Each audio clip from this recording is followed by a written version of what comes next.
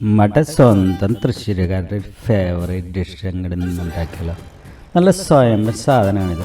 നല്ല ഫ്രഷ് ബീഫും Chinese potato എന്ന ഇംഗ്ലീഷ് പേരിലുള്ള കോർക്കയും ചേർത്തുണ്ടാക്കുന്നത് എത്ര ടേസ്റ്റിങ് ഹെൽത്തിയാണെന്ന് പറയണ്ടല്ലോ. പിന്നെ നിങ്ങൾ ഇതുവരെയായിട്ട് നമ്മുടെ ചാനൽ സബ്സ്ക്രൈബ് ചെയ്തിട്ടില്ലെങ്കിൽ ഇഷ്ടമെന്ന് സബ്സ്ക്രൈബ് ചെയ്തേക്കണേ. പിന്നെ വീഡിയോ ലൈക്ക് ചെയ്യാനും താഴെ കമൻറ്റ് ചെയ്യാനും നിങ്ങളുടെ ഗഡീസുമായിട്ടൊന്ന് ഷെയർ ചെയ്യാനും മറക്കില്ല കേട്ടോ. അപ്പോൾ നമുക്കൊരു പെട്ടപ്പട്ടിച്ചാലോ, പട്ടാക്കില്ല കേട്ടോ.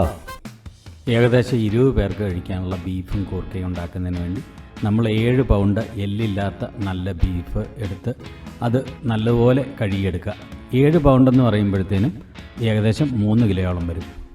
ഒരു കുഴിവുള്ള പാത്രം മീഡിയം ഫ്ലെയിമിൽ സ്റ്റൗവിൽ വെച്ച് ചൂടായി കഴിയുമ്പോൾ അതിലേക്ക് 10 ടേബിൾ സ്പൂൺ, അതായത് 5 ഔൺസ് അല്ലെങ്കിൽ 150 ml എണ്ണ ഒഴിക്കുക.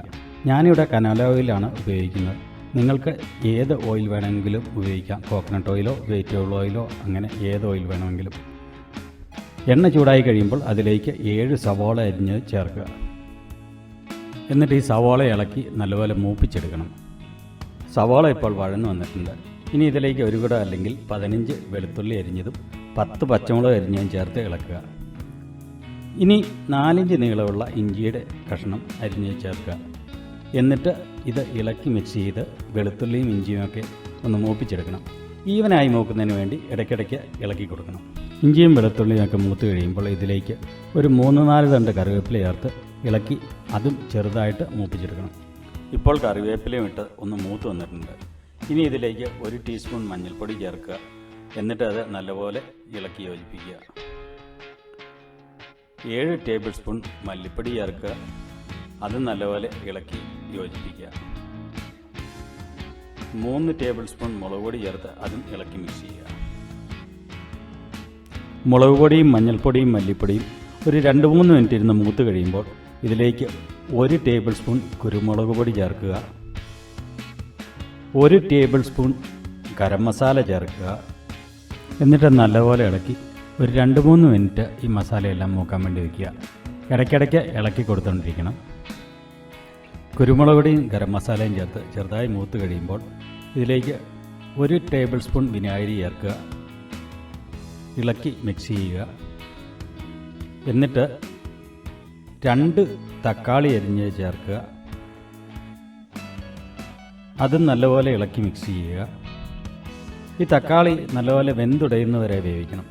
ഇടയ്ക്കിടയ്ക്ക് ഇളക്കി കൊടുക്കുകയും വേണം. ഇതിലേക്ക് നമുക്ക് ബീഫിന് ആവശ്യമായ ഉപ്പ് ചേർക്കാം. ഉപ്പ് പാകം നോക്കി വേണം ചേർക്കാൻ. എന്നിട്ട് തക്കാളി വെന്തുടയുന്നവരെ ഇടയ്ക്കിടയ്ക്ക് ഇളക്കി വേവാൻ വയ്ക്കാം.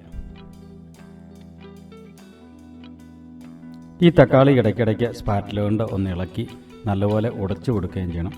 അങ്ങനെ തക്കാളി നല്ലപോലെ വെന്തുടഞ്ഞു കഴിയുമ്പോൾ നമുക്ക് ഇതിലേക്ക് ബീഫ് ചേർക്കാം. ഇപ്പോൾ തക്കാളി നല്ലപോലെ വെന്തുടഞ്ഞു. ഇനി ഇതിലേക്ക് ആ ബീഫ് ചേർക്കാം. എന്നിട്ട് ഇത് നല്ലപോലെ ഇളക്കി മിക്സ് ചെയ്യാം. അതിനുശേഷം മൂടി വെച്ച് മീഡിയം ഫ്ലെയിമിൽ ബീഫ് വേവാൻ വയ്ക്കണം. ഇടയ്ക്കിടയ്ക്ക് മൂടി തുറന്ന് ഇളക്കി കൊടുക്കുകയും വേണം. ഈ ഇറച്ചി അല്പം വെന്ത് കഴിയുമ്പോൾ ഇതിലേക്ക് 2 കപ്പ് അല്ലെങ്കിൽ 16 ഔൺസ് ഏകദേശം 450 ml വെള്ളം ചേർക്കാം. കുക്കറിലാണ് വേവിക്കുന്നതെങ്കിൽ വെള്ളം ചേർക്കേണ്ട ആവശ്യമില്ല.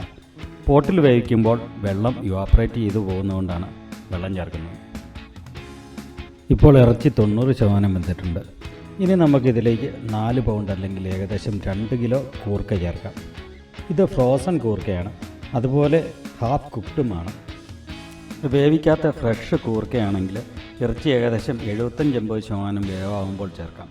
ഇനി ഇത് നന്നായി ഇളക്കി മീഡിയം ഫ്ലെയിമിൽ വയ്ക്കണം. ഇറച്ചിയുടെ നെയ്യ് കൂർക്കയിൽ അബ്സോർബ് ചെയ്ത് വെള്ളം വറ്റിക്കഴിയുമ്പോൾ ഇത് റെഡിയാവും. അല്പം കുഴഞ്ഞു വേണം ഫൈനലി ഇത് ഇരിക്കാൻ, ഡ്രൈ ആകരുത്. ഇറച്ചിയുടെ വെള്ളം അല്പം വറ്റിക്കഴിയുമ്പോൾ കൂർക്കയ്ക്ക് ആവശ്യമായ ഉപ്പ് ചേർക്കണം. നേരത്തെ നമ്മൾ ഇറച്ചിക്ക് വേണ്ട ഉപ്പ് മാത്രമേ ചേർത്തുള്ളൂ. എന്നിട്ട് നല്ലപോലെ ഇളക്കി ആ ഉപ്പൊക്കെ കൂർക്കയിൽ പിടിക്കാൻ വേണ്ടി വയ്ക്കുക. ഇടയ്ക്കിടയ്ക്ക് മൂടി തുറന്ന് ഇളക്കി കൊടുക്കണം, അടിയിൽ പിടിക്കാതെ. ബീഫിൻ്റെ വെള്ളം ഒരുമാതിരി വറ്റിക്കഴിയുമ്പോൾ ഒരു വലിയ ഉരുളിയിലേക്ക് മാറ്റി എന്നിട്ട് ലോ ഫ്ലെയിമിൽ ഏകദേശം 10 മിനിറ്റ് വയ്ക്കുക. അപ്പോൾ ബീഫിൻ്റെ നെയ്യൊക്കെ ഇറങ്ങി കൂർക്കയിൽ പിടിക്കും.